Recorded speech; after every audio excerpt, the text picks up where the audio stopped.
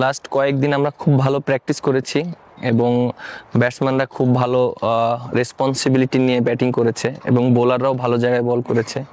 আমার কাছে মনে হয় আমরা 100% ইউটিলাইজ করার চেষ্টা করেছি যে প্র্যাকটিস ফ্যাসিলিটিসটা পেয়েছি। আমাদের জন্য একটা বিরাট অপরচুনিটি, যেহেতু সামনে ODI world cup south Africa এবং জিম্বাবুয়ে আছে এবং আমরা এখানে 3টা ওডিআই ম্যাচ খেলার সুযোগ পাচ্ছি।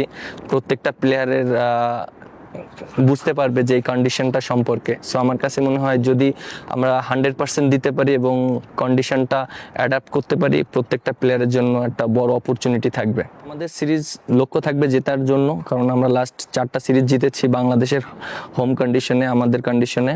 বাট এই কন্ডিশনে আমাদের জন্য একটু চ্যালেঞ্জিং হবে, বাট আমরা অনেক কনফিডেন্ট আছি যেহেতু আমরা লাস্ট 4টা সিরিজ জিতেছি এবং ব্যাটসম্যানরা ভালো ব্যাটিং করছে, বোলাররাও ভালো বোলিং করছে।